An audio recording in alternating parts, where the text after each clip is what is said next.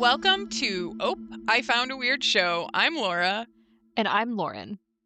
And we are continuing our recap and finishing our recap of season 1 of the TV show jeez. Whoa. Light Shop. Yeah, I got so used to it. There were so many episodes of Light It's hard Shop. hard to switch over after 4 seasons. So this is only 1 season long. And I don't see anything saying that there's going to be another season, but I do feel like this wrapped up pretty nicely. It did until you texted me saying, "Did you see that epilogue?" And I know. I was like, "No." Went and watched it and was like, "Wait, what the fuck is this?" Yeah. And we'll talk about that but I 100% agree with you. Because I saw that and I was like, "Oh, we missed something." And then I got to it and I was like, "No, we kind of didn't." Okay. It felt very disjointed, but we can talk more in depth about that later. Yes. And then now, so since this is only 1 season, we're moving on to another show next week. So we're going to move on to Widow's Bay. I'm so excited for this. I know you are. Yeah, I know Lauren saw some things about it. She sent me a TikTok. She was like, "We got to do this one." Well, I like my TikTok feed. I'm sure if anyone else is on TikTok when this was like airing on, I think it's Apple TV, we're a little late to the party, but it was so big on TikTok. It was all over my TikTok feed, and I kept seeing these clips, and people were describing it as like a mix of horror with Parks and Rec. And I love Parks and Rec. That Yeah. humor is amazing. So it's a good combo. It's a great combo, and I'm ready for it. I want to laugh and then be spooked out of my mind. So Yeah, we've had a maybe lot not. of. I mean, I brought us the tears. Hopefully, you'll bring us some laughter. Yeah, I hope. I thought I was bringing us the spooks, and I brought us the tears instead. No, that is okay. I have come to terms with it. I've forgiven you. I told my lawyer to not send the shit. We're good. Thank you. It would also be very hypocritical of me because I think I've done that to you a couple of times with movies or shows. Fair. So that's what we're going to. That's only 1 season so far, right? Yes, but it is confirmed for a second. Okay, so that's one that we'll do the first season of, and then when the second season comes out, depending on what other shows are happening at the same time, we will try to do that one kind of in time like we did with the last season of From. But we'll see, but we will definitely not just stop at the first season. Unless we hate it. And then we'll just say, fuck this. Excellent You guys point. can form your own opinions. Yeah, that's a great point. We might just say no thank you. I doubt it. I have a good feeling, but I saw good things about it. But as always, make sure to subscribe on whatever podcast thingy you're listening to, and so that you guys can keep up with us on these weird shows, and especially if you enjoy us rambling about them. And if you have any suggestions for shows that you want us to ramble about, feel free to leave them in the comments and stuff, and we will add them to our list. We do have a list of shows, so we are ready for years yet. You cannot get rid of us for years yet. Yeah, if you think of anything that might be traumatizing, let us know. We're here for it. Absolutely. If you would like to make us cry, join the party. Today, we have that finale episode, episode 8 of The Light Shop, which is just called Light. And this was like a normal episode is what, like 45 minutes? This was like an hour and a half. Yeah. So this was double the length. So I'm so sorry you get to hear us ramble for even longer about this. And I will say, this felt like it had 50,000 endings. Lord of the Rings special. Yes, because it would get to something and I'd be like, "Oh, is that the end? Oh, that's so great." And then I'd look at the time thing and be like, 20 minutes left. We got 20 minutes left. Okay, it's not the ending. All right. What can be next? And then a next cool thing would happen. We're like, "Oh, that's awesome. That's awesome. That's awesome." And we're like, "Is it that the ending?" No, that's not the ending. And then the ending almost made me piss myself. Well, uh, I also think oh, yeah, oh my god, I just remembered the ending, thank you.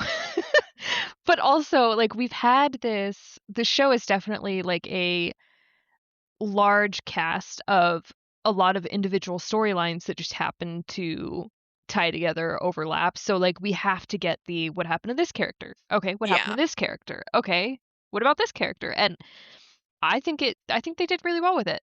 Overall, I'm like, "Great show, great ending." I I love enjoyed a it. good Lord of the Rings special for an epilogue. I know a lot of people are like, "It's too long." I'm like, "No, keep Yeah. it coming." No, it was really good, and I'm glad that they wrapped up everything, right? Yeah. I'm glad that they did what they did. I think it worked very well, and it it really did. Some of it was surprises for sure. And like some Yeah. of it went the way that I thought it would. Some of it was like, oh, that was not what I was expecting to happen, which is awesome because I love that it kept even through the whole show where we were like, are we sure about a thing? Like, do we think that this is so? They still gave us some surprises at this point, which was awesome. So let's dig into this extra long episode of the Light Shop. So this episode starts in the hospital in the past, like 5 years ago from the time we are now, around Christmas time. And we have our nurse, and she's like in the bed. She is clearly just woken up from her coma.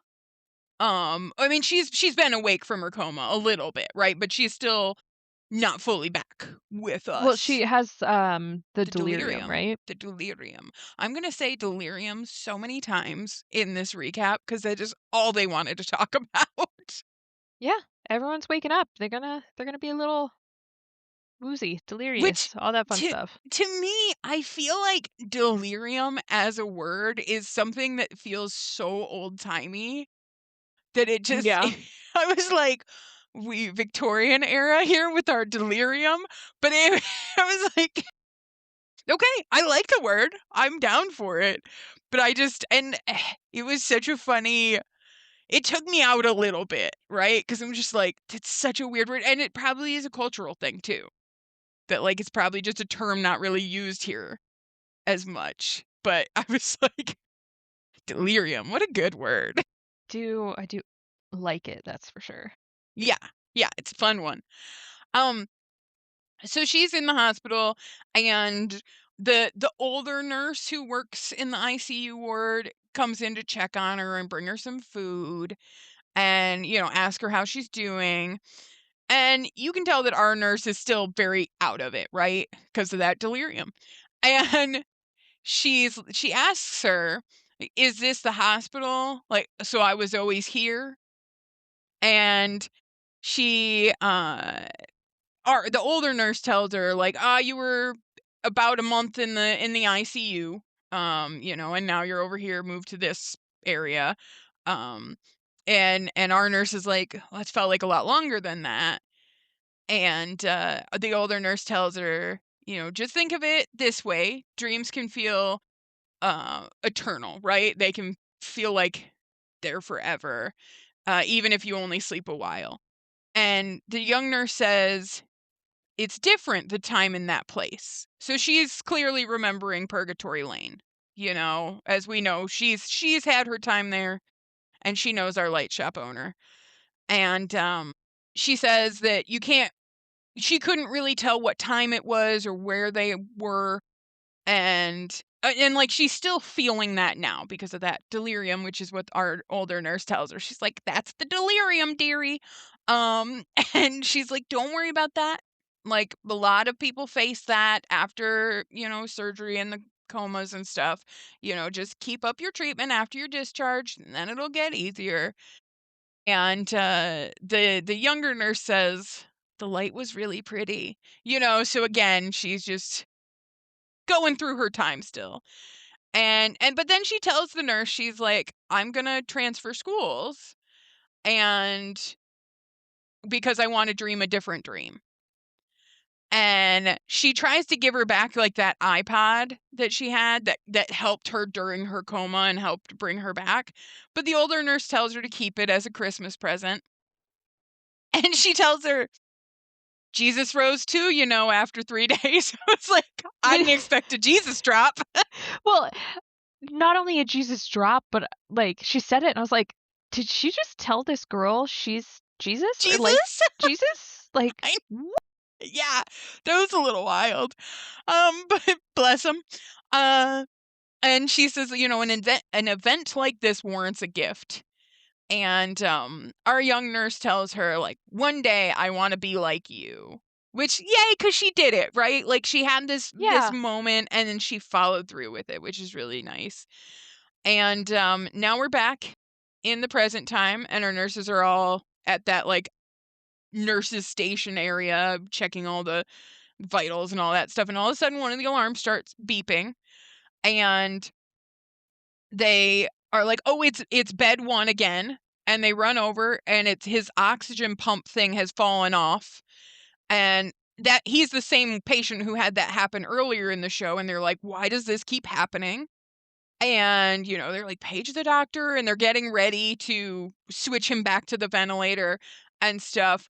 But then they look down at him, and they see him moving and gasping a bit, and they take off his eye mask, and his eyes are moving, and little tears are running down his eyes. And this was the man that was buried, This is for, the like, owing man debts. that last time we saw him, he was kind of hesitating in that hallway, deciding whether to go back or to go to the morgue, right? Yeah. Well, and because of all this stuff, and we kind of saw with her talking to him and stuff, and he was the one who asked about the morgue. He's like, "Hey, where's the morgue at?" Right? Like, because he wanted to be done, because he didn't want to be a burden to his family, right? Right. So, but because of, like, her, I think specifically him, because of her and her interactions with him and her playing the music for him, she really helped him. Um, but yeah, clearly he decided to follow the light and come back. And he moves his hand, and our young nurse is right next to him, and she grabs his hand, and like, he grabs onto hers, and it's really sweet.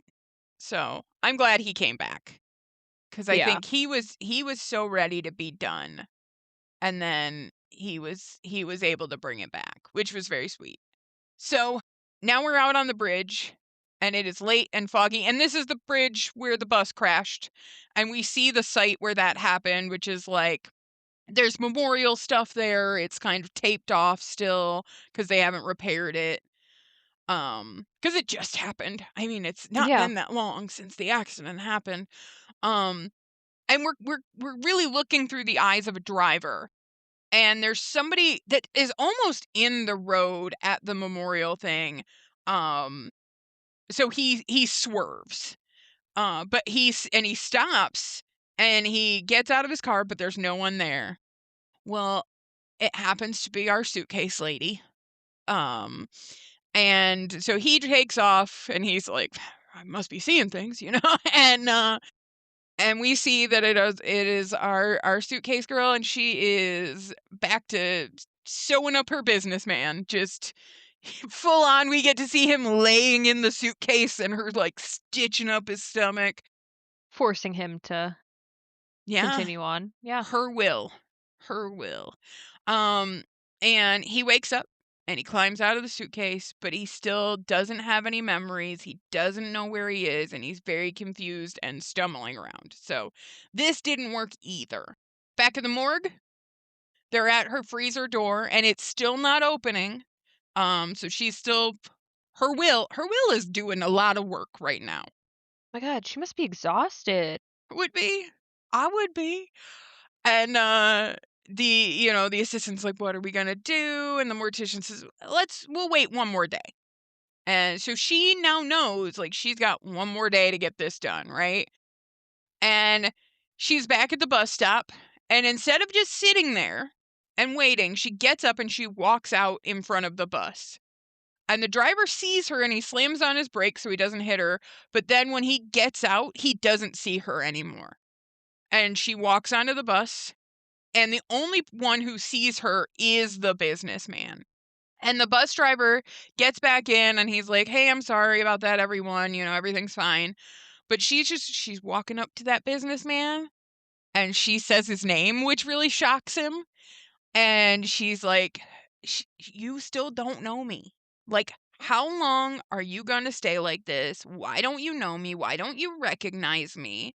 And he's like, What? What? He's still confused. And she asks him, like, did you even love me? And she starts breaking down a bit. And again, nobody else sees this. And the passengers are getting ready for their stop, so they're all kind of getting up and like just walking past this scene. And he's looking around and starts calling out and like, help. And she tells him, like, these people can't see us right now. We're the only ones who can see us. Yeah, don't look at them. Look at me. Yep. And he, he's still not getting it. And she's still yelling at him. And then she rips his shirt open and he sees his big old stomach wound that has like been sewed up. It's really crazy. And he starts freaking out as you would. I mean, Yeah. and she starts screaming at him that he needs to wake up. So this did work though. This shocked him out of it, which that happened to a few people, like the basketball kid. Like he got shocked out of his walking by her and Yeah. like finally seeing his broken legs. Um and so this does work and they're back at her house and he now remembers and he's apologizing. Like, I'm sorry that I don't understand why I didn't recognize you. And he sees her hands with the fingernails on the wrong side and he's like holding them and caressing them. It's very sweet. I think he does really feel bad. Um and now we're back in the morgue and they're trying to get the door open and it won't budge. But this time the mortician's like, look, we cannot afford to wait any longer. Let's go ahead and rip it open. So she's running out of time even more, right? And she tells this man, she's cold now, right? She's had her moments. She's like, I'm a lady on a mission. And she tells him, like, stop crying. And he's like, what are we going to do now? What should I do now? And she does have some tears falling down her face, but she knows she has to get this done, right? And she tells him, I have a favor to ask you. You need to go to the light shop and tell them that you need something. And you need to find a light that glows when you start getting closer to it. You have to use your will to find it. And he questions her a little bit, but she's just like, find your light no matter what. Because again, it is her, like, I mean, he would not have survived without her. No. Like you said, it's her will pushing him. Like, it's Yeah. only her will. Yeah. So back out at Purgatory Lane, the at the apartment with Crinklebones and their girlfriend, the bus driver is trying to climb the fence because he was told by the basketball kid there's people in that apartment, right? So that gave him a clue that that they're there. And Crinklebones opens the window and he sees her and he's just like, I'm so sorry. And she asks him, did you die also, sir? And she tells him, I'm dead too. And again, he apologizes and he's like, it's all my fault. Like, I'm sorry. I noticed that the brakes weren't working like they should, but people were waiting. And like, I made excuses to myself and I wanted the company to handle it, but I didn't want to pay for it if I didn't have to. But I'm so sorry. It's all my fault. And she tells him, it is your fault. This is all because of you. Yet it's a relief to hear that you're truly sorry. And he's over there just bawling, as you would. Like, I would feel awful. I'd completely Yeah. understand. Yeah. And it's tough. Like, his scenes are really tough because, like, you can just feel his remorse. The Well, actor did a great job. and I think that, like, even the writing did a really good job of showing that, like, a good person can do a bad thing. Yeah. And just because they did a bad thing does not mean that you can't feel bad for them. Yeah. Because, like, this man is falling apart and, like, he didn't want to do this. Like, it's almost like he people pleased a little too far. Yeah. Well, and not only that, but like he knows he fucked up. He knows he fucked up, But, like, he's doing everything in his power to help as many of the people that he's hurt as he can, right? Right. He's not sitting there wallowing in it. He's not sitting there, like, on the street like, "Oh, me poor Woe is woe me, is woe is me." me. Yep. Yeah. He's like, "What can I do to help the people who can still be helped?" Right. Like, I feel like it's one of those, like, there's not really a way to fix it. There's literally not a way to fix this. They're dead. But he is doing the best he can to save the people he can, Yeah, because not all of and them are dead, right? not So all of them are dead. he can Yeah. try. He can try, and also, like, he's never going to, like, see prison for this. But Yeah. in a way, he's experiencing worse than prison because he is seeing the effects of his actions and being forced to, like, see the misery that he caused. Yeah. And she does tell him, like, an accident is something, one cannot avoid. We are unfortunate, and you're unfortunate too. Don't blame yourself for all of this. Misfortune is what is meant to be. And she's like, "Where are you gonna go now?" And he's like, "I'm not sure, but I need to keep looking." And there's no time left. I'm going to find those who are alive and take them to the light shop. And she's like, "So you're trying to send them back? I am too." And we get a shot of her girlfriend who's still really fucked up from remembering everything. And she says they'll all forget their pain. And that's why you shouldn't give up. And then she tells him to go to the apartment, and we get like a flashback to when she was walking with the young student and her telling her, "Oh, I live in these apartments." Mm. And so she's telling him, "Hey, there's somebody else alive over at that other apartment building." And so she, like, even though she was very scary in that moment to the little girl, she didn't mean to be, right? Like, that wasn't her intention. And she got that information and she gave it to somebody who it's useful for. And he walks off.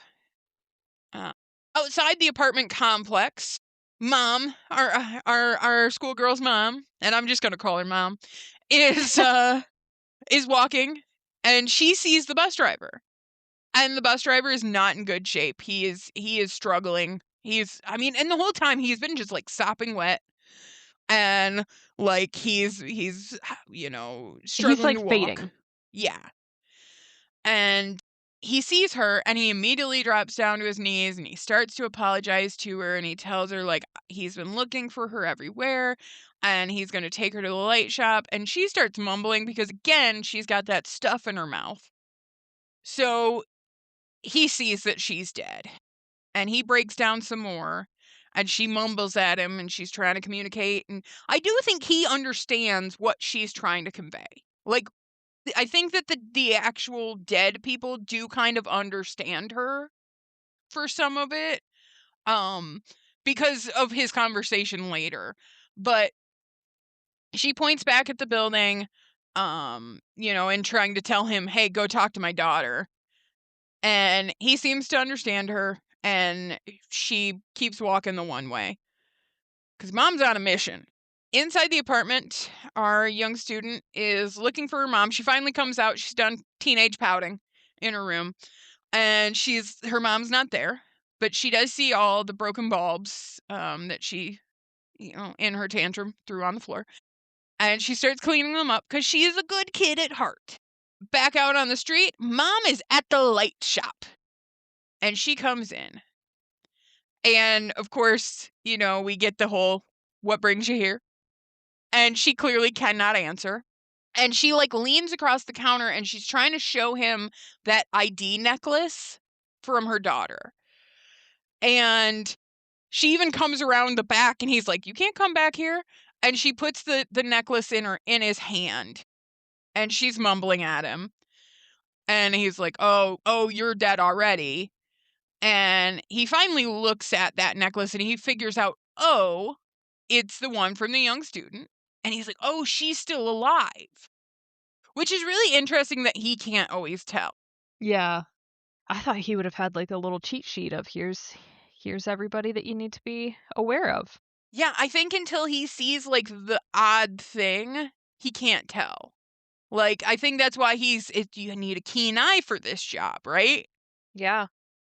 So, and the mom is like, yes, she's alive. And he tells her, like, one has to come here on their own.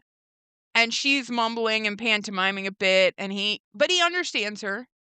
And he's like, oh, you can't bring her here? And she's crying. And he's just like shaking his head, like, no, that won't work. And she's basically like, just give me a damn light bulb, man. Give me the light bulb. And she grabs his shirt and everything and just like, give me the light bulb for my daughter. And he takes his glasses off, and that stops her. And she drops down to her knees, and he puts the glasses back on. Her eyes don't do the white thing, though, which I is noticed that too. interesting. I was like, what causes that in some people and not in others? Is it because she's already dead? Yeah, maybe. Because when it happened to him, I don't think he was already dead yet. Right? When the lady did that, when the lady light shopkeeper owner did that, his eyes went white, but I don't think he was fully dead yet. So, I don't know. But she didn't do the whole white eye thing. But she recognizes something when he takes his glasses off. And she starts crying.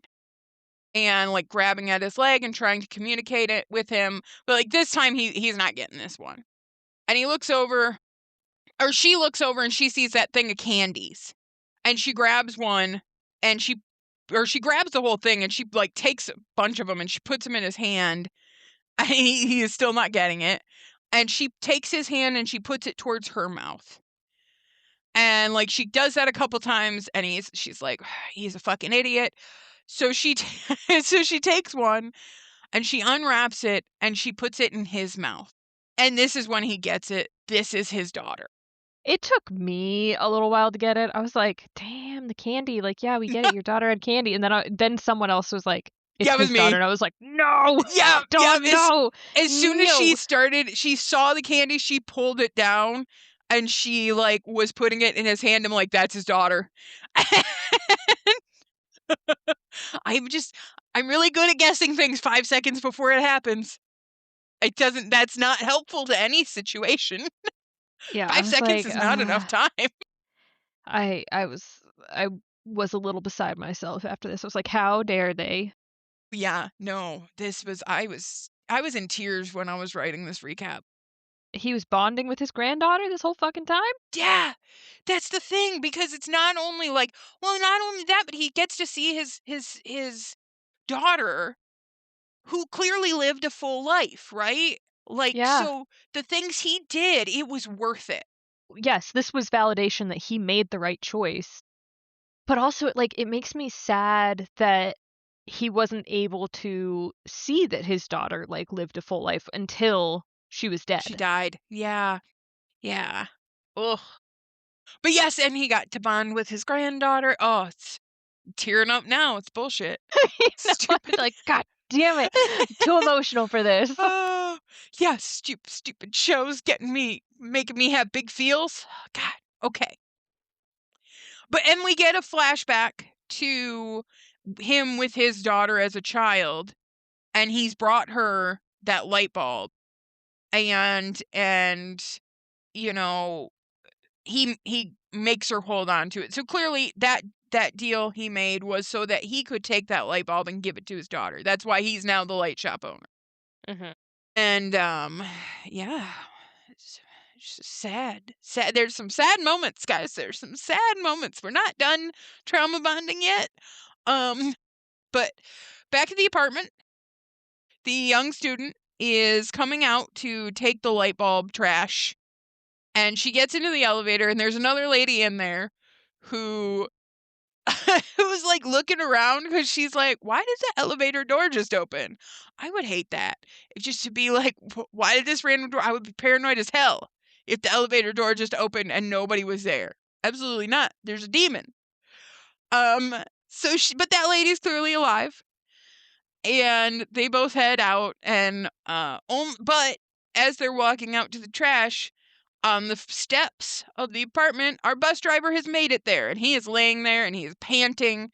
and he is just sopping wet still. And he tells her, he sees her, and she sees him, but she doesn't freak out. She's getting better at that. And but she does pause, and he tells her, hey, don't go. I came to find you. On the way here, I met your mom, and your mom can't talk right now, but I'm here to tell you what she can't say. And then he pukes up some water, and As you do. yeah, and she's like, oh, what's wrong? Are you okay? And he asks her, like, don't you know what's going on? You and I have met once before already. Do you remember? And she clearly doesn't. And the lady from the elevator earlier walks past them again, but she doesn't even acknowledge them at all. And the student calls out to him, or out to her, but the bus driver's like, she can't see us. He's like, I know it's confusing, but just think about it. And the moment you're aware of it, you'll know. And then she does start to think about it. She thinks about being at the school where they did the attendance and her name wasn't called, or how she was talking to her friends but they wouldn't answer her, or how, like, she was in the bathroom and they shut the lights off on her. And she starts to get a nosebleed. And so this is now her realizing, oh no, I'm maybe dead. Um Yep, something's not quite right. yeah. And so he sees that she's getting it, but she asks him, like, what's going on? And he's like, I'm so sorry. And she's like, well, for what? And he's just like, I'm sorry. I really just wanted to apologize. And he tells her, like, I can't take you to the light shop myself. Like, I can't do He's it a anymore. I'm too little weak. fallen apart. Yeah. And he tells her that, your mom wanted to tell you something but couldn't. Your mom was frantic trying to send you back even now. Um so but like even in that moment, I was a little annoyed by our young student, because instead of, like, she knows he told her the light shop is the place to be. And even then, she goes back up to the apartment, right? She doesn't Her mom has been trying to get her to go to this light shop. Now, and in a moment, we'll see her motivation for that, but it annoyed me. Um, but she's back up in the apartment, and she is sitting there on the couch processing when we hear, like, the little lock beeps, and her mom comes in. And she's holding a light bulb. She's holding her daughter's light bulb because her father gave it to her. He was like, I will not bend the rules for anybody. Except It's for a you guys. You're family, my family. family. And she tries to give it to her daughter, but her daughter refuses. And she's like, no, I don't want to leave you. Can't I just stay with you? And she's like begging and pleading with her. And it's both of them, like, basically begging and pleading with each other the mom, like, you gotta go. The daughter, like, I love you and I want to stay. I don't want to be without you. Yeah. And I know this, like, annoyed you guys, but I was like, I fully get this because we've seen the scenes of these two together, like, before the accident. They were so close. yeah, no, I get it. I do get it. But, like, I also was like, the dad, you're gonna Yeah, leave but, for your like, dad? also her dad's been living abroad for so long, like, True. she's just so close to her mom, like, she's been essentially raised by a single mother. Let's be real. Yeah. No, that's fair. Like, I do get why the mom is not gonna let this happen. But that's her baby. She wants her to live. Yeah, she, just like the dad, would rather, because he had the opportunity to save himself by taking his light bulb in that moment. But instead, he would rather give that up to get the light bulb to the daughter. So I fully get it. I do get both sides a little bit more after watching it the second time, because I was annoyed the first time. Because she was a little petulant teenager a bit Yeah. with it, and I was like, ah, that always hits a nerve with me. But I do get it. And the mom finally is able to get out some She words. is so frustrated that she's I know. able to speak around the cotton that's, like, filled her mouth. So damn annoying. So damn annoying. And She's she's like, like, "This fucking teenager." Yeah, she's like, "Your dad is waiting." You know, so, like, they calm down and she tells her, "Your dad is waiting." And she hugs her daughter who's still saying, like, "I don't wanna go." And the mom puts the light bulb in her hand. And we see the flash from it, and we also then get a shot of the bus driver on the stairs, and he's done too. Like, he's collapsed, he's finally done. But I think he's helped everybody who he He needed to, could. right? Yeah. Yeah. His mission is complete. So then we get back at the apartment in Purgatory Lane, and we see Crinklebones and her girlfriend. And they're sharing a hug, and she's finally convinced the girlfriend to go to the light shop, right?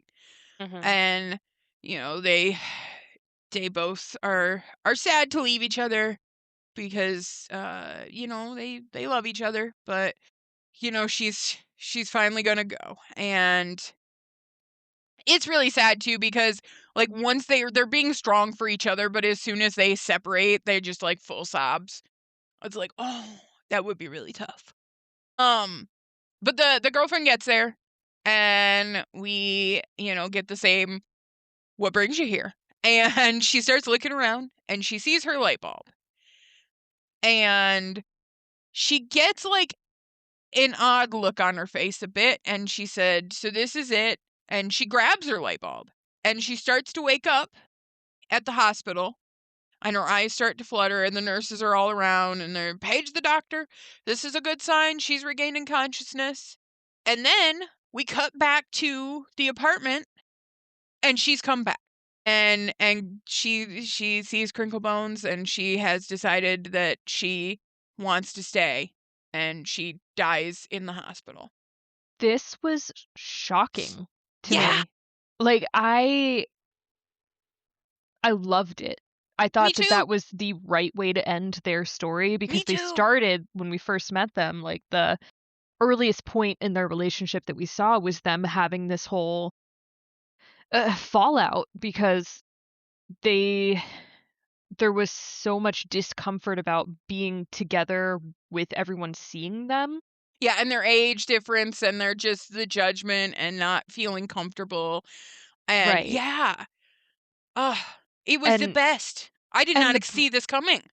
well, right, and it was like the whole, like, breakup of, like, I'd rather be apart than have to suffer through the pain of being together in secret, and now it's like, okay, it was apartment girl choosing Crinklebones over everything else too, like, Yeah.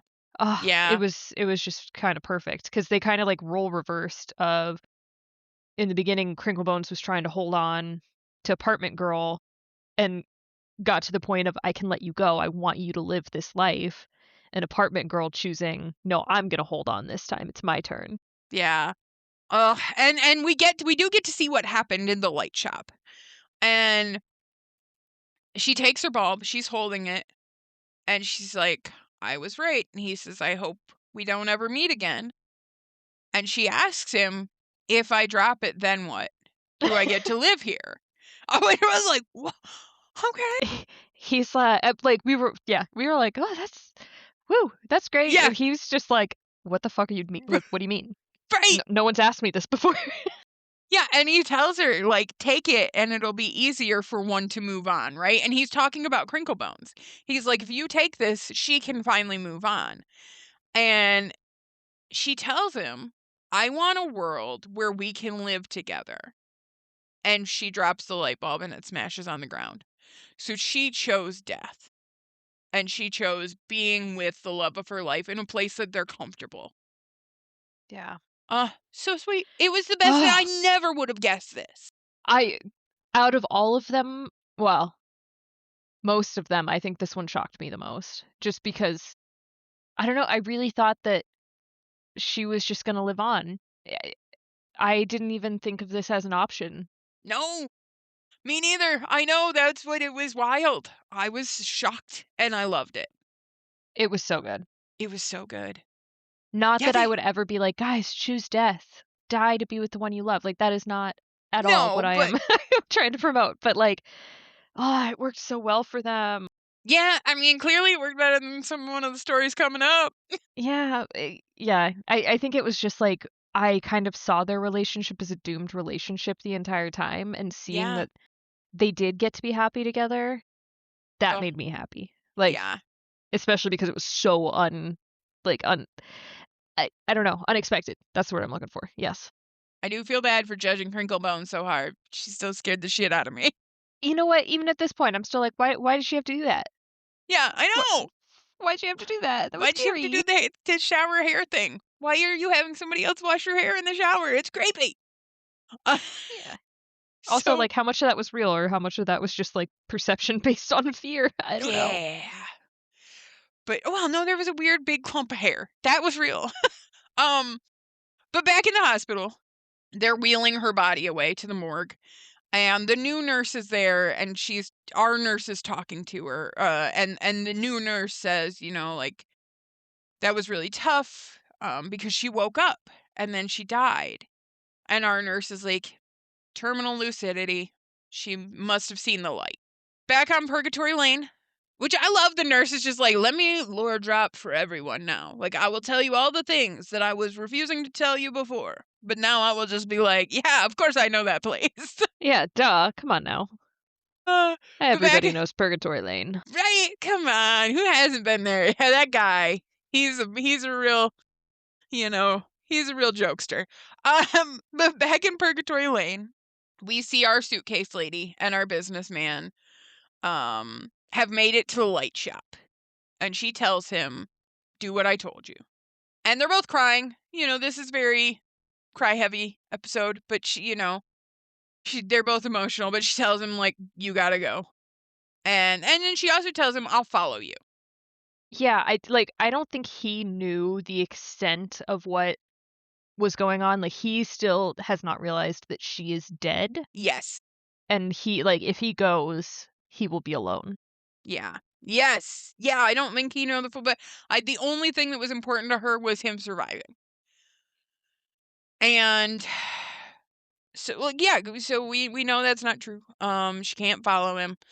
And she tells him, like, find your light no matter what, you have to find it. So he walks into the shop and we get the whole, what brings you here? And he's like, I came in because I need something. And he starts looking around, but he is very unsure because he doesn't know what the fuck he's doing. It's not really, him leading this. Mhm. And the shop owner's like, please don't touch that, because he starts touching shit. Yeah, he's like, "I And need a light, I guess. I don't know yeah, what I'm doing." and he's stumbling around looking at this and that. And then the light shop owner again is like, don't touch anything. And he's like, it looks like it's not your will. But in that moment, he does see the light bulb Well, that and is I do flickering. wanna I do wanna say that when the light shop owner realizes and then says, "It's not your will," he looks a little concerned. Yeah, Like, he's like, "This is not good." yeah, yeah. And he does grab his light bulb.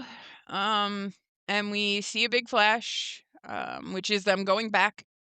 And our suitcase lady is outside and she sees it and she yells out his name and she starts running towards the light shop, but he's gone. And she has a good cry and then she turns around and walks away.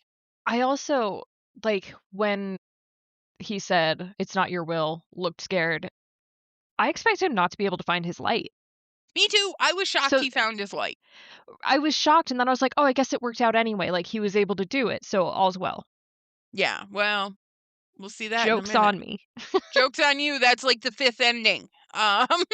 So back at the hospital 3 months later, our nurse is leaving her shift, and one of the other nurses asks her, like, how come you always volunteer to do night shift? And she tells her, because it was always night there. And the girl's like, huh? And the older nurse, like, gives a little chuckle. Um, but again, just being like, yeah, I'm creepy and crazy. Um, She has to always be, mysterious and say little, little, riddles, basically, for yeah, everybody. Like, yeah. "No." It's like, she's the one that everybody talks about in the break room that's Oh, crazy. absolutely. There's 1000%. so much gossip around her. Oh, Yeah. she's They're like, "Oh, talking to she's at it herself. again." Look at her over there talking to herself. She's talking to a ghost, but they don't know that. They can't see that. You can't see shit. So, but before she leaves the hospital, she stops and she sees the young basketball player because he's getting discharged today.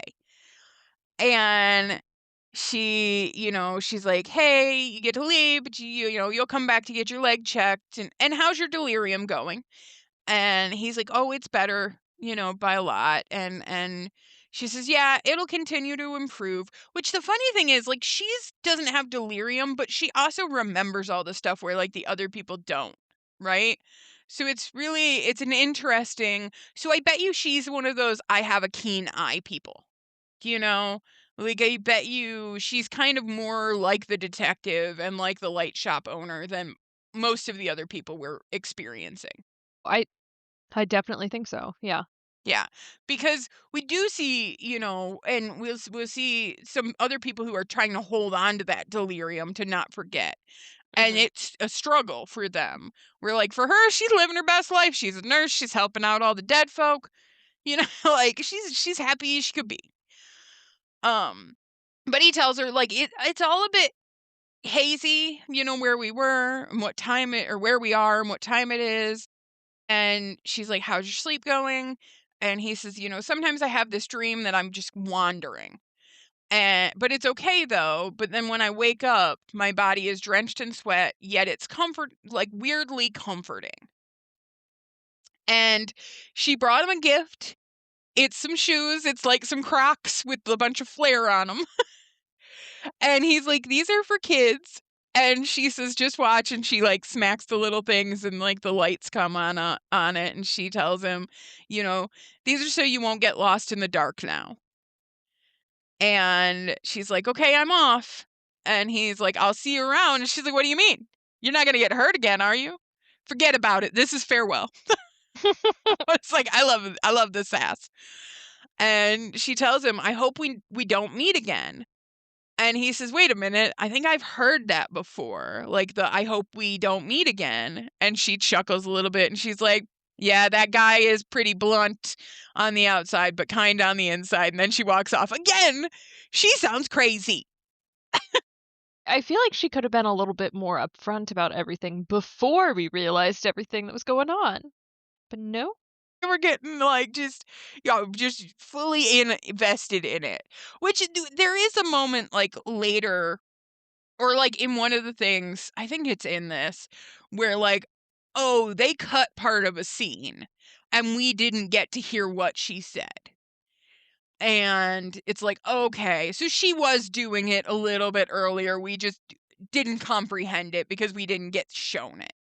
Yeah. Um, but back in the light shop, our landlord guy, who gave Crinklebones and her girlfriend their apartment over on Purgatory Lane comes in. So he's one of the workers here too, because that was a question of like, who is that? Like, what do you mean you're in here like selling a chicken apartment? What is going on? Um, but he's got a box with him and he asks because the dog is there. The dog is in the light shop. Oh my god. Yeah. Oh yeah, he adopted this dog, the rescue dog. Yeah. And the guy's like, "Oh, hey, did you get a new dog?" And he's like, yeah, a little bit ago. Like, this is Yeah. my new He dog. just won't fucking leave. So Yep. yeah, I guess. And the landlord sits down the box and he says, "Guess there's been another accident. We have quite a few new residents." Um, so the light shop owner opens it up and there's like 20 light bulbs in there that are all kind of like flickering and glowing. And the light shop owner says, "Who knows if they'll be residents or if they'll only stay a little while." So I was like, "Damn, okay. This is a whole ass business happening." Just like, okay, it goes through, it goes in cycles. And that's true. It probably do have an influx when there's an accident and there's a bunch of people injured Mhm. and, or like the building collapse. I bet you there were a lot of light bulbs then, right? So, yeah. But I just love that, like, even dead, you guys have jobs. Like, that sucks. You can't escape it. You cannot escape the monotony of work. Ugh. Back out at the bus stop bench, our suitcase lady is not sitting on it anymore. And the bus stops, and the people leave, and we see who is driving that bus, and it is our bus driver driving that bus. So he has chosen to not move on, but to stay here. But he has gotten past his mission of getting these people, and he's kind of accepted it because he's not like drenching wet. He just looks like himself again. But Mhm. also, if you killed a bunch of people in a bus accident, would you want to be driving a bus? I that yeah, but he's there, and he has kind of accepted it in a way that has allowed him to not be suffering. Uh Back in the apartment, our couple's there, Crinklebones and her girlfriend, and her girlfriend's like on her laptop writing her book, and Crinklebones is at the sink doing some dishes, and they are living their best dead life. Like, they are so happy Do and you so think cute. that they've got, like, publishers in the afterlife? You know? Yeah. Why are people working? Like, why is she I mean, I guess if you really want this book for yourself, that makes sense, but, like, I'm just like, who's gonna read it? It's just you and It's your girlfriend gonna read it? Is that her it? passion. There are other people living there.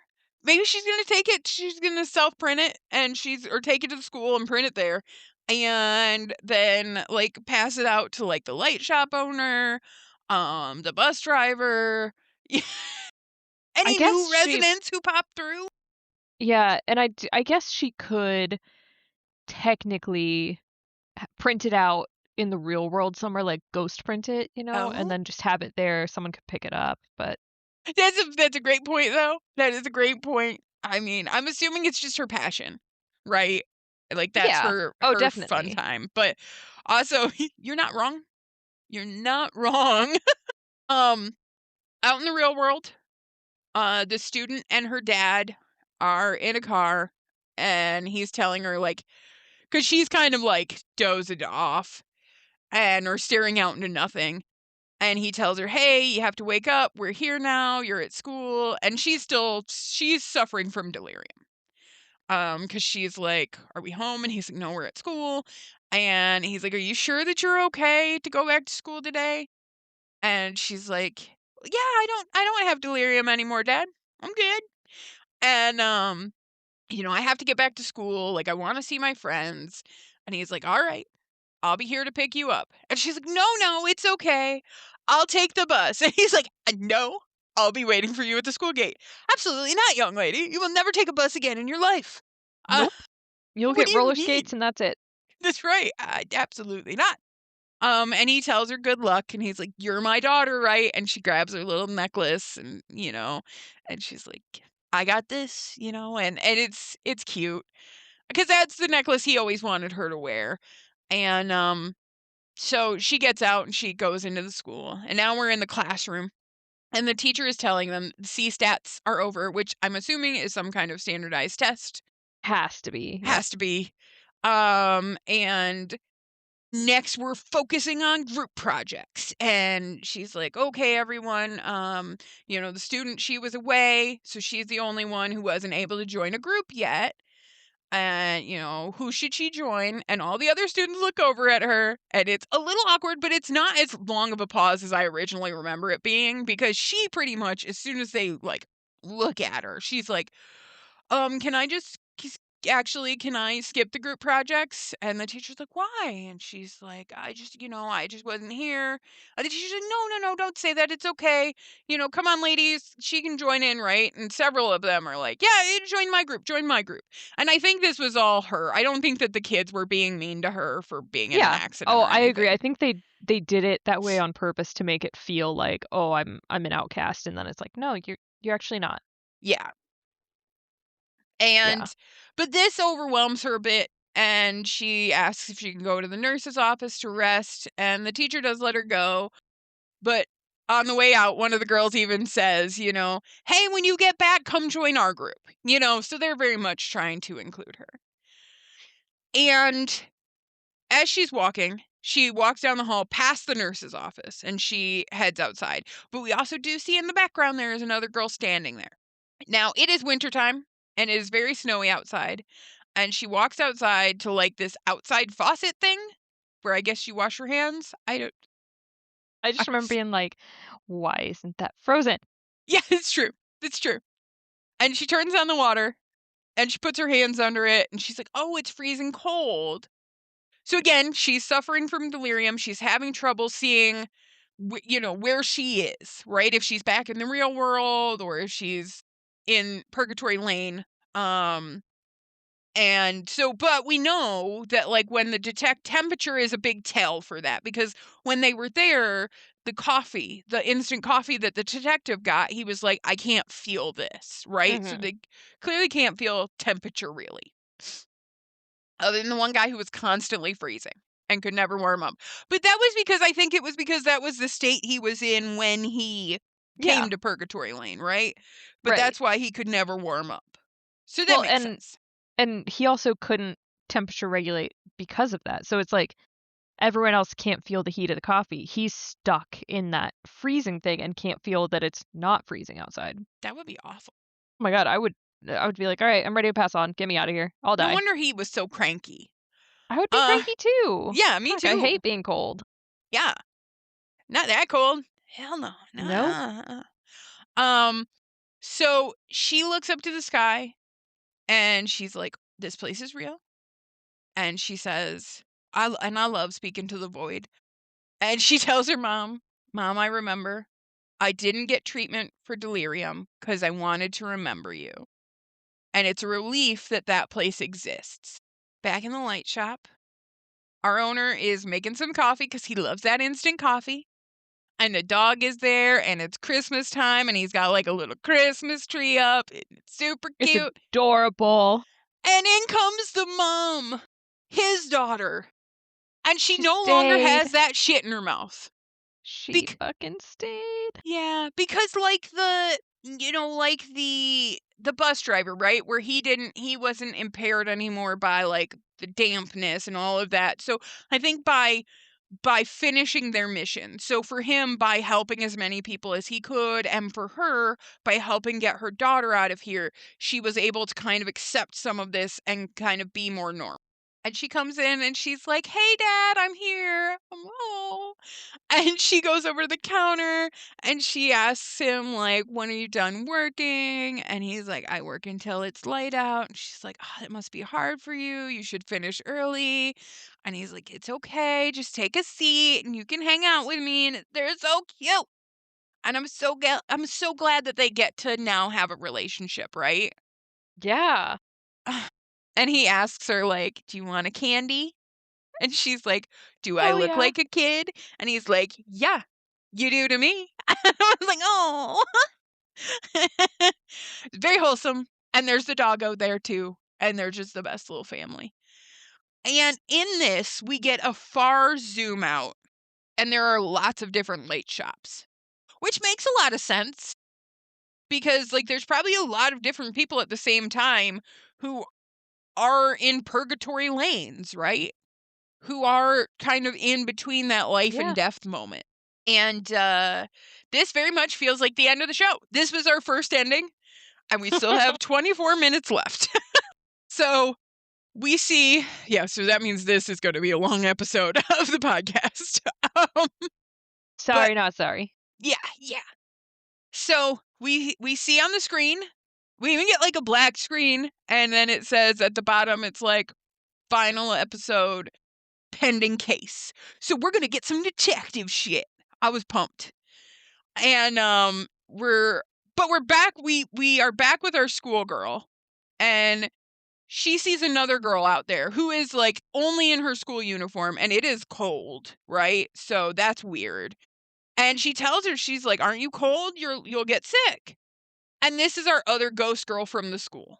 And she thanks her, like the ghost girl thanks her for talking to her. And she's like, "What?" And she's like, "Don't you remember we met before?" Well, this was the girl in the very first episode that she waved at from the classroom window who was down in like the school ground area, you know. And she also, we get a cut to where she accidentally turns off the light in the bathroom on her, and then she turns back around and she sees her there, and she apologizes and she's like, "Oh, I'm so sorry I didn't see you there," right? And turns the light back on. And she tells her, like the ghost girl tells her, like, "I've never had any friends before, and then you saw me and said hi, and after you left, I was alone again, so I followed you here. I could really use a friend. I'm keeping a secret too." I was like, "Okay. Well, you know, now you have a ghost bestie." Also, I apologize if you are hearing any of the construction work that's happening outside of my house. I'm not hearing anything. Okay, You're good. good, because they had just started beeping and stuff, and I was like, "Shut up." Um, so that's interesting. That if there was another season, I don't know how they would do another season. It would have to be a different group, but if they were to follow these people, I think that that could be more there between those two. And we don't really know what's up with that other girl, other than she was missing and she was pinned up to the detectives board, right? So, yeah, it was interesting. And you know, also like some ghosties are going to follow you. Is the answer to that. So you might go to purgatory land, you might leave with a friend. You never know. I mean, why not? Yeah. It's cool. I mean, I feel like, I don't know, that nurse still, like our nurse still with like her abilities and stuff, but being out of the delirium, and even the detective too, we'll see. You know, it's one of those, but I feel really bad for the young girl, and it might just be because she's still young, but man, she is living in a, I don't know if this is real or not, reality right now to be able to see these things, right? And to remember these things. And I think that's going to be a rough place to grow up. You know, I don't know how healthy that's gonna be for her in the long run. Yeah, probably. So, now we're back at that restaurant where our detective monologued the first time. And, like, where he found, you know, the killer. Or who he thought was a killer, but was just a man with a plain face and cat eyes. And he pulls out a stool, and he sits down, and he calls out, "Get out here." And, he's like, "I heard there's a ghost in the area, and that's you." And then he's like, "Do I sound too impolite?" And he calls out, you know, "Mr. Kim, come out here, please." And the guy stands up and he says, the detective's like, "You're here, I knew it." And it, you know, and they have this, which is like the best like buddy cop type conversation. It was really funny and really like, I don't know, I like these two. I wish that we had more time with these two being friends. Yeah. They they were like a little comedic relief Yes. with all of the heavy shit going on. No, I really liked them. Yeah. And you know, he asks for some coffee and he's like, "I only have instant," which is like must be a ghosty thing. I don't know, they love their instant coffee. Yeah, Um, I mean, as long as it tastes good, why not? yeah, and they kind of joke too about like, cuz the detective's being really polite and he's like, "Why are you so polite?" And he's like, "Look, I don't even know how old you are." Right? Which is so funny because the first time that we saw them meet, they were like, "You're really impolite. This is bullshit. Like, do your job better." Both of them to each other. Yes. And so he brings the coffee over to him and he holds it up to do like a little toast, and he's like, "You're really not supposed to toast at a funeral." And Mr. Kim says, "Well, shouldn't the dead one decide?" The detective is like, "I didn't even get to go to your funeral because I was in a coma." And we do see a flashback of the scene of the accident, and you can see that Mr. Kim actually, when they were wrestling and the car was coming towards them, he actually turned so that he would take the brunt of the force of the hit and kind of shielded the detective as best he could, which He was was a really good guy all along. he was our detective was kind of an asshole. Um and the detective tells him though, like, "I wanted to check on something I heard about after I was discharged that you saved me. And, Mr. Kim tells him, it was an emergency, that's why. And then the detective thanks him and tells him he's sorry. And, he says, you were trying to get me to go to the light shop. And he's like, yeah, and I got you there, and then you wandered away. He's like, "You were too damn stubborn. You needed to just do what I wanted you to do." Yep. Yep. And he's like, well, thank you again for saving me. And Mr. Kim says, no, I just did my job, that's all. And the detective's like, what is your job, by the way? And Mr. Kim tells him, it's my job to send people who shouldn't be here to the other world, either here to there or there to here. And the detective is like, oh, like the woman who died in the fire. Is that why you were chasing her? And he's like, yeah, she was already dead, but she had no idea. And then he asks about the old man. And Mr. Kim tells him, like, yeah, that was just me being nosy. Because, Relatable. right? And because of that, I ended up being traced by the police. And the detective's like, yeah, because of the sauce. It wasn't liver spots, it was the sauce. And Mr. Kim tells him, like, that old man who died, for a long time, he was living all alone. And he was starving because he couldn't leave his house. And his legs were too weak. So I went there ahead of time to treat him to a bowl of the food. As his last meal before he died. Which is so nice. We were so suspicious of this man. And he was so nice. He was a good He guy. was a good guy. And the detective's like, at least he didn't die alone. And, and he says, well, what happened once he got to that place? And Mr. Kim tells him, well, somehow life always starts again. And the detective asks him, what are you doing here? And Mr. Kim tells him, I'm just passing through. I won't return. I've got to leave, and everyone can eventually move on. By the way, you have unique eyes. Like you can see what other people can't. Like you saw the woman the night of the accident. Not everyone can see ghosts, And right now you're seeing me too. And uh he's like, I can't do my work here. Like I have to go. I have to go over there, but take these. And he takes off his sunglasses and he puts them on the counter. And he says, these are yours now. And you'll have a lot to solve. And the detective picks him up and he says, so many unsolved cases. I'll continue with my work then. And he puts them on because he's too cool for school. And they're very Matrixy.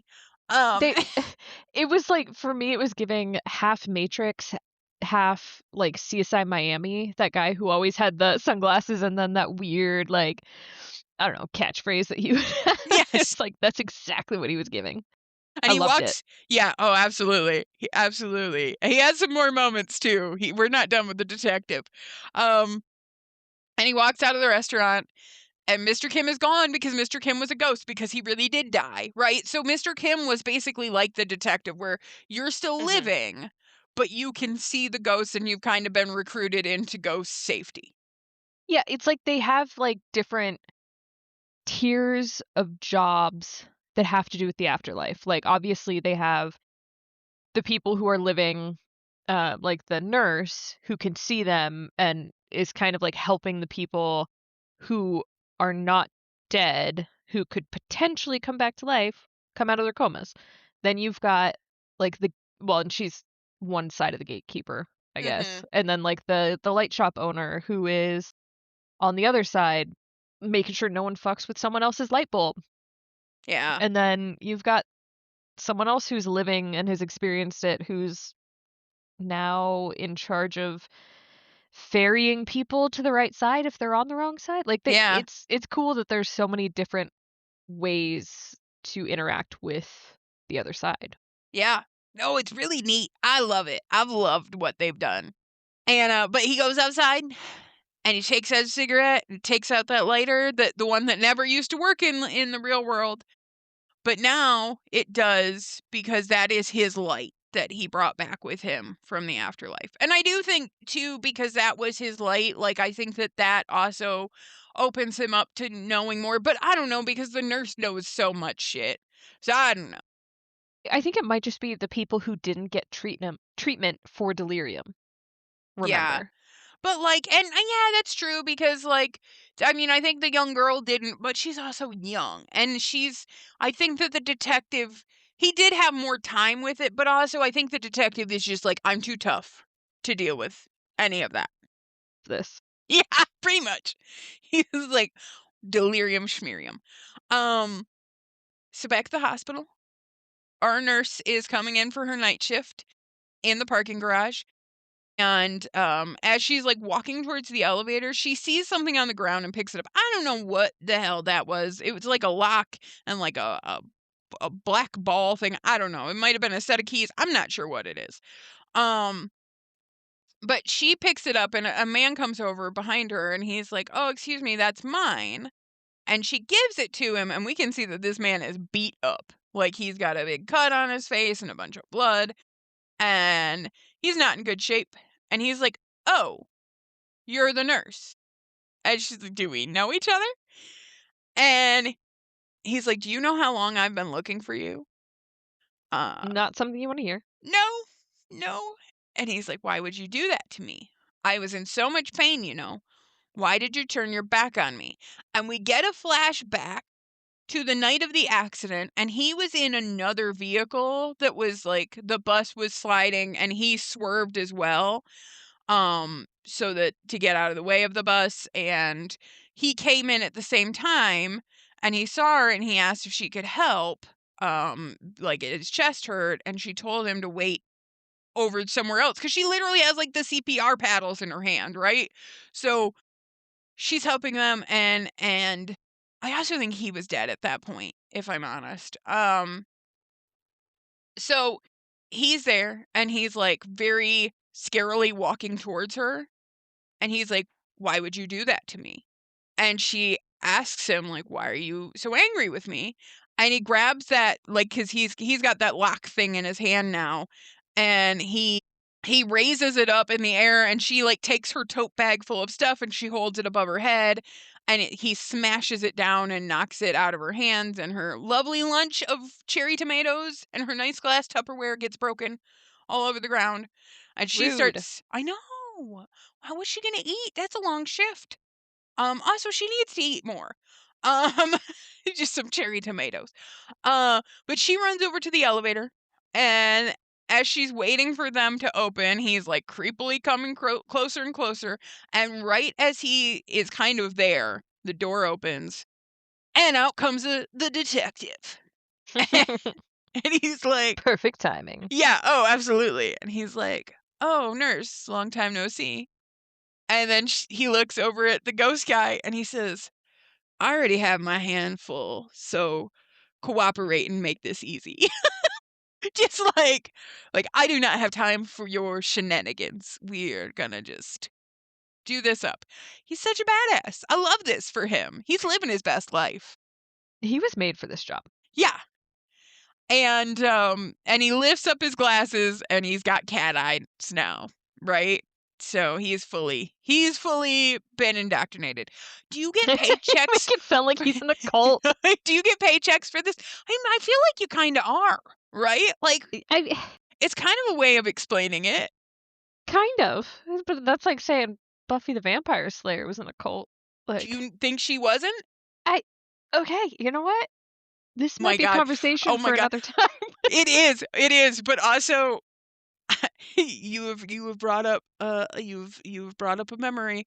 No, And I am going to talk about it because I can't help but go on a tangent. Did you watch the original Buffy the Vampire Slayer movie?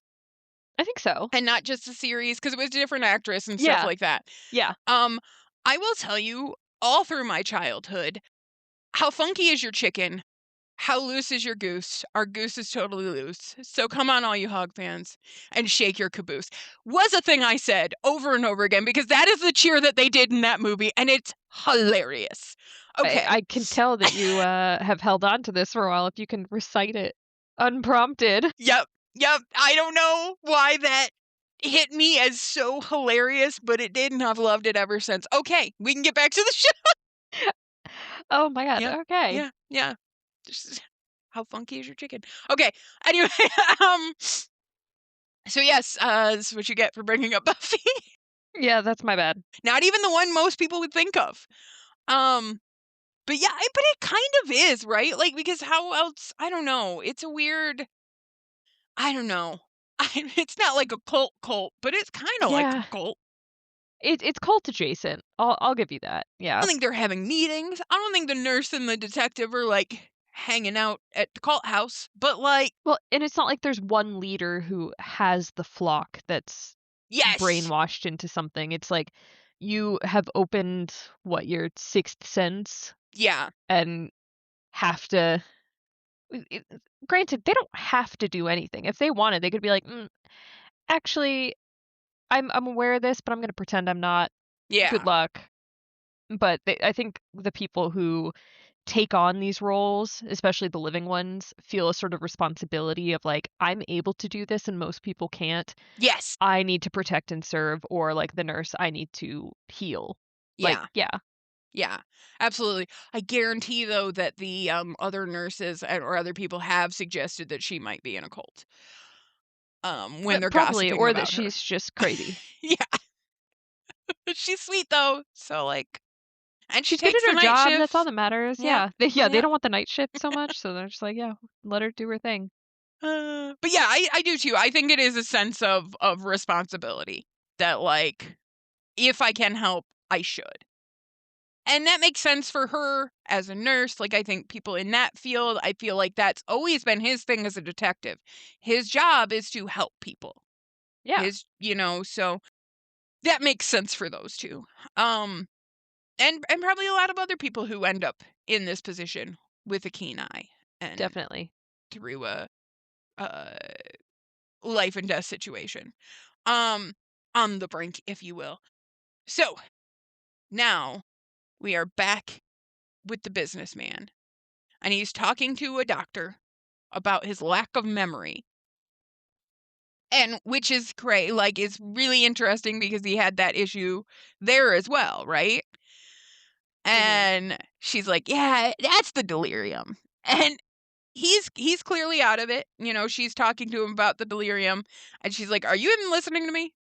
And he's like, "I've already heard all of this before so many times over and over again. I'm begging you to please help me. I'm going crazy. It's like the sun is out, and yet I feel like it's night in my mind, right?" And then, like, all of you doctors explain it the exact same way. Please listen to me. I've been told I have a girlfriend and she's dead, but I don't remember anything. I don't remember anything about her. Heartbreaking. Heartbreaking. And he's like, "Look, I'm sorry. I'm just very frustrated. You know, I I'm fucking screwed. Like, what do I do?" And the Yeah, doctor is not impressed with any of this. I think the doctor was a little rude. Um, extremely rude. yeah. You have a Also, patient coming to you for help, like, yeah, they need help. listen to him. Like, and clearly you've probably had this same conversation with him, and you're just gonna say the same shit, and that's so frustrating. Ugh. So we see it pulls back. He is in a wheelchair. So, because of that injury to his stomach, it clearly it was an injury all the way to his spine, which makes sense with him like dropping in the, he can't use his legs. And he looks at the doctor and he's like, "I don't even feel sane." And she's like, "Yeah, that's just the delirium." And I would We have get been it. I would have been so mad too. And he's like, "Stop saying that and help me." And, like, he's getting loud, so some orderlies come in because they hear, like, the situation, but the doctor waves him off, and she tells him, "Alright, let's try this. remove certain environmental factors. Doing this will help your confusion and anxiety. Clean up your environment, only keep objects you need, and get rid of unhealthy relationships. And again, this sounds very generic as shit too. And I'd have been so mad. And she says, this ensures your perspective around you is as clear as possible. And that goes for your emotions too. Reduce unnecessary stimulation, and be sure to only keep what you need. And the rest of it, you should throw it all away. At this point, I mean, again, I'm very frustrated with her. And during this, he is playing with this phone, right? He's got a phone in his hands. And this will be important in a minute. But yeah, what a bitch. This doctor was awful. I would be so mad. Well, like, at least I mean, maybe they've tried, but, like, are there more therapists he can talk to? Like, Yeah. He maybe he ne needs to be on a psych hold for a bit. Yeah. He needs support. He does not need you to just minimize his suffering. And that's what minimize is a great word for it, because that's exactly it. Ugh. I was mad on his behalf, and I didn't even really like him that much. Uh, I at the beginning, obviously, none of us liked him very yeah. much, but, like, He I was a feel good like the guy. further I got, I had so much more sympathy for him because Yeah. it was really just like well, this guy just loved a woman. Yeah. That was, like, the only thing he did wrong, Yeah. really. Yeah. Or you know what? Actually, the second thing was having a bitch mother. But he didn't True. have He control over didn't have that. control over and none of us have control over who or what our parents are. And Um, and I so don't think he realized when he was alive what no. his mother was saying to his girlfriend. Like, that's if he doesn't know, he cannot do anything like stand up for her. Yeah. Yeah. So So I do feel bad for him. yeah. I like him in that sense. Yeah. No, that's fair. I was just frustrated with him. I was suitcase girl. I'm like, fucking get it, man. Just get it. Just get it. I think he was just too far gone, like injured and I do everything. too. I do too. And he should not yeah, he wasn't ready to come back. If I don't think he would have never come back if it weren't for her. She was the Yeah, thing that kept him alive through all of it. I agree. And I think maybe he should have been let go. Yeah, I agree. They could have had if she would have been willing to let him go. They could have had what Crinklebones and her girlfriend had to a degree, right? And because the mom is dead, the bus driver's dead, they're still living on Purgatory Lane. They're not moving on. But, she was so set on him living. She wasn't willing, that wouldn't have worked for her, right? That wasn't something that she was willing to do. So at this point he leaves and he has like a motorized wheelchair and he leaves the office and then he's on the bridge. He's on the bridge where the accident happened. And he's on the side and like maybe this is my American culture talking, but I looked at that and I was like that is unsafe. What are you doing on the side of a bridge? I know people walk there. That's wild. But I do understand there are other cultures. But his It just didn't look like a made for pedestrian side of the road, yeah, though. I was like that seems dangerous. Um but his motor stops working like right before he gets to the memorial thing, so he starts wheeling himself. And as he gets to it, we see that the bridge has been fixed, but there's still like flowers and like ribbons and memorial things and he stops and he looks at it and he looks out at the water and he takes out that phone that he was holding earlier and it's her phone. And he sees the messages that he was dead that his mom sent and then like know that he's actually still alive and stuff. But he does not remember her. He does not remember any of this. And he takes that phone and he throws it in the river. And now we are back at his apartment in the elevator and it looks like there's a group chat and he's looking at it on his phone and everyone's like, "Oh, come out, let's celebrate that, we're all excited that you're back and, we want to see you." And he sends like a little, "sounds good to me" message. Now we get a shot from back 3 months ago in the morgue. Our mortician is preparing Suitcase Lady's body for her shrouding. And she asks him, like, is this the end for me? And he tells her, you know, you're going to go to a better place. It's a world where everyone can eventually move on. And she says, I've already been there, but why couldn't he remember me? And she even like sheds a tear and he cleans it up. And she says, in that place, other people were able to remember each other. Why was it different for us? I tried so hard, but I still couldn't get him to remember. Could it be he actually didn't love me? And he tells her, what you're feeling is lingering attachment. You should move on. And she says, like, I'm disappointed. I'm upset. I'm sad. I miss him. And he goes to clean her fingernails, and they're on the wrong sides of her fingers still. It's a little freaky, and he's a little freaked out by it a little bit, but he is a consummate professional, our mortician. And he's just like wraps up her hands so you can't see it. And she says, It's just like, we're just gonna pretend yep, that didn't happen. whoop, not on my watch today. Nope, yep. Which I feel like he's another one of those people, right? He is a person who is he's like the nurse, he's like the detective in a way. Kind of helping usher the people who should be over there. So he may have seen other creepy stuff like this, but he's just like, it's fine. It is what it is. And she says, I really hope that he remembers me and calls my name again. So we are back at the apartments, and he's coming down the hallway, and there are like motion sensor lights that come on, but that is the creepiest shit ever.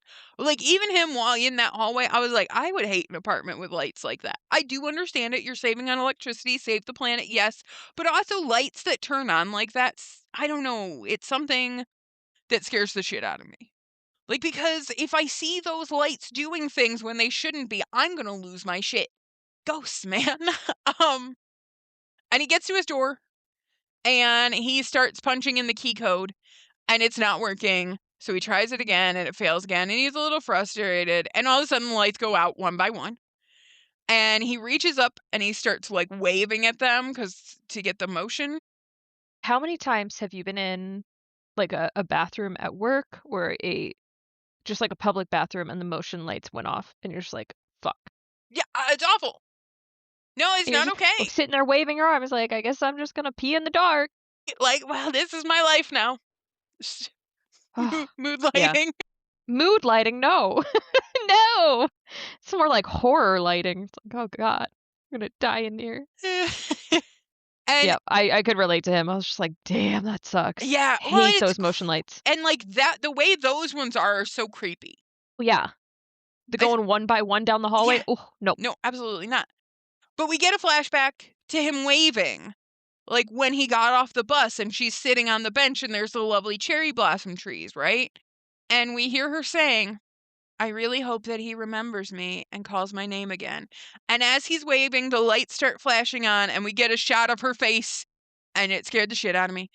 And and he's, like, holding her up, and she's kind of, like, hanging there, right? Yeah, it's almost like his hand is going into her heart Yeah, and is, like, holding her suspended in air that way. yeah. And it And I yeah, creepy as Uh, fuck. no, scared me a lot. And then we just hear her saying, "I'll follow you." What the fuck, man? Let it go. Like, lady. I mean, I guess she got nothing else to do. She doesn't wanna go back to Purgatory Lane. Like, she doesn't wanna move on. I think, like, we see a lot of him. It's very obvious that, like, he has been fucked up by this accident, like, his memory isn't there, like, obviously he can't walk anymore. It's, like, very obvious what's wrong with him, but it's not been so clear that she is also really fucked up by all of this. Like, she has been holding him together literally this entire Yeah, time. So it's like, oh, she's strong. She's doing all of this. She's willing to move on by herself. But then it's revealed here, at least the way that I took it, is this big revelation that, like, no, she really isn't that strong. she is also suffering, and, like, especially with the fact that he doesn't remember her, like, that is messing her up even more, like, she died for him, essentially, Yeah, she killed herself because she thought he was dead. and Yeah, blamed herself because of his mother, yeah, and so, like, having that it's like, "I did all of this and you can't even remember me?" Like, she is turning into a vengeful spirit. 100%. This chick's a vengeful spirit. Like, and the longer he doesn't remember her, the worse it's gonna get. Like, that's Yeah. not a good ending. No, and like, I wanted a good ending for them so badly. Yeah, So badly. Like, I knew that they wouldn't really be able to be together because I just assumed that he would not stay dead, or, like, if they died, they would go to where they couldn't remember each other. I didn't, like, think of the whole apartment lady Crinklebones right. situation as a possibility, so I assumed there would be no happy ending for those who were in couples with one of the partners dead. I did not expect it, but, like, this was the opposite. This was, like, an extreme, like, nobody's moving on, nobody's at rest, everybody is just in this tortured state, and they didn't deserve that. No, no. I do hope that, like, him having that moment, like, having the flashback of the wave might be him starting to remember, and so there's a path forward of maybe he can remember and get better, and then, like, her seeing that he remembers her is good for her, but Like, anything's gonna be good for her. I think she's I gonna be a vengeful spirit, like you said. I think that even if he does start to call her name, it'll be something else, right? It'll be like, but I don't know, man. I think she's so, I don't lost. know. She's so lost. Yeah, lost is a great word for it. And she just, yeah, she's never gonna let this go. Yeah, it just makes me sad because I really liked her. Me too. And she fought Terrified so of her in the hard. beginning. Yes. Terrified of her in the beginning. Terrified of her for quite a while. Quite a Um, while. and again, terrified of her at the end. Thank you for that, lady. Yeah, yeah, thank you. Yeah, the image, oh god. Yeah, If anybody is not going to watch the show, I still highly recommend looking holding up up. that image. Yeah, it's the creepiest. It is. It's so good. I was just like, I was not expecting that. And after such an emotional, like, oh, all these good things. Oh, we got Crinklebones and the girlfriend living happily ever after. We got the dad and his daughter and the dog in the light shop. We got, all these sweet moments. And like, this is just like, damn, Yeah, damn. it's not a happy note to end on. No. Now, there is a little epilogue at the end I don't even feel like fits the story. No. And it almost felt like, I know we talked about it a little bit. It felt like this is kind of a trailer for a spin-off. It really felt like, oh, the detective is gonna get his own show of, like, him interacting with the afterlife and, like, doing his new job. But, like, yeah, I don't know. I don't know if you wanna give, like, a Yeah. recap of that or just yeah. So, yeah, I mean, I can give a quick one. He's in the office, and we do see there is like the tie-in to the other thing because he had that picture of the ghost girl on his board, and he's put that in the solve, so clearly he got her over to wherever she's supposed to go. This Um, is the schoolgirl that our which main schoolgirl talked to in her he took epilogue. he Yeah. took our main schoolgirl's ghost bestie away. Rude. Um, Yeah. That is and actually rude now that you mention it. yeah, I didn't think of it till right now. Um, and so in that, like, he sees another detective and a schoolgirl kind of sitting, or like a younger girl sitting at a desk, and he walks over and he's like, "What are you doing?" And he's like, "I'm writing a report on the collapse of the high school a few days ago." And he's like, "What do you mean you're writing a report? You got to investigate." And he tells her, "No, the higher up stopped it, and like we're just writing a report." And there's a girl sitting there, and he's like, "Well, what's the kid doing here?" And he's like, "Oh, she's here to testify." And she barged into the scene of the accident that night, and our detective asks her like, "Oh, were you hurt?" And she looks at him and she's like, "I don't get hurt." And Need more explanation on that. yeah. And then he's out walking the streets, like flicking his lighter, and he's at this apartment building, and he's like watching the clock. So clearly to me, it felt like somebody was gonna die, right? It felt like the old man or like something's about to happen. Mhm. And he says there's another young man walking past him, and he kind of stops him, and he's like, what are you doing? Like, it's dangerous, you know, don't go. Or do you live here? And the guy's like, no. And he's like, well, don't go in the apartment buildings, it's dangerous. And he's like, why? Is there a ghost there? You know, and he says some weird shit, and he's just like, well, who are you? And the kid gives him a lot of attitude, and he's like, well, who are you? And he's like, well, this is my name, and I'm a detective for the police department. And he's like, well, this is my name, and I'm unemployed.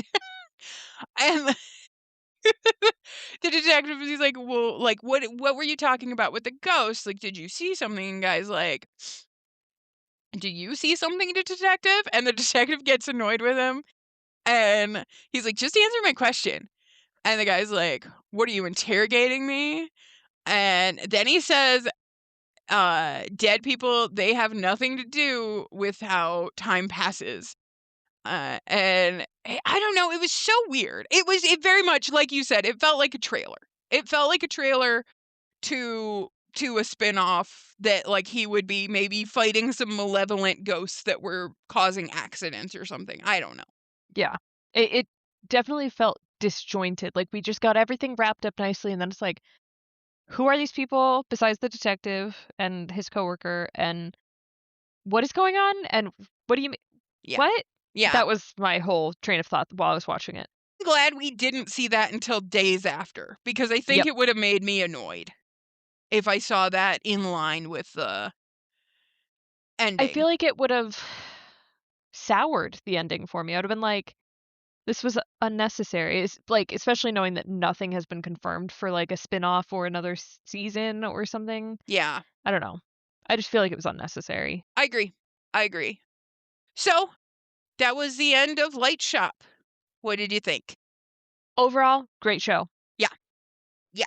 10 out of 10, many tears shed. A It roller worth it. coaster of emotion.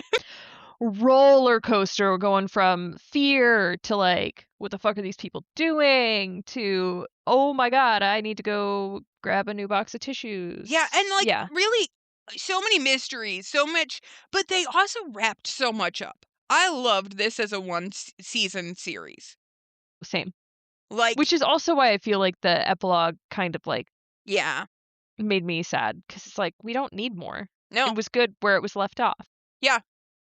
And I do understand that the detective is a badass, and I do love that, but, like, I didn't And need to see it now. I wouldn't even mind having more of him in a spin-off, not a continuation Right. kind of thing. Right. And I don't know where they would even go with this, because so much of this show was not understanding from the beginning, right? And like guessing Yeah. at so much stuff, where I feel like if they did a second season of The Light Shop, how do you get that same feeling and that same emotion? Because at that point, we understand what's going on here. Yeah. Which is why I think spin-off might be okay, because then you could go for a different vibe. It could be like that buddy cop scenario that would have been really great with the two of those guys, but Yeah.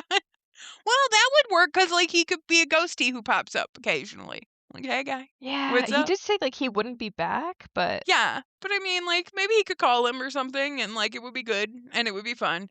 But, call him up, "Hey buddy, "Hey, how's it going? Hey, I need a hand with you miss something. me?" I need to bounce something off you." Yeah. But Or I yeah, got someone I need you to pick up. yeah. But I loved this show. It was It was really good. good. It was really freaking good. Good pick from you. Thank you, even though I did not realize I would make us all cry. That's fine, it's fine. I Trauma cry at, like, bonding. everything anyway. Oh, I know, same. Um, so again, unless you have any other thoughts or things you wanna say about Light Shop? No, I think I'm Alright. good. Alright, so I just wanted to remind everybody that next week we are going to start watching Widow's Bay, and that'll actually be our 50th episode. What? I know. That's crazy. I know. I think it's our 50th. It's our 49th or our 50th, but it's up there. I'll have to double check. But yeah, uh, you know, if you are liking this, if you want to keep exploring weird shows with us, don't forget to subscribe and tell your friends to check us out so that you guys can talk about weird shows together, because that's fun. Um, but thank you again for listening to Oh, I Found a Weird Show, and we cannot wait to continue the recap next time. Bye! Bye.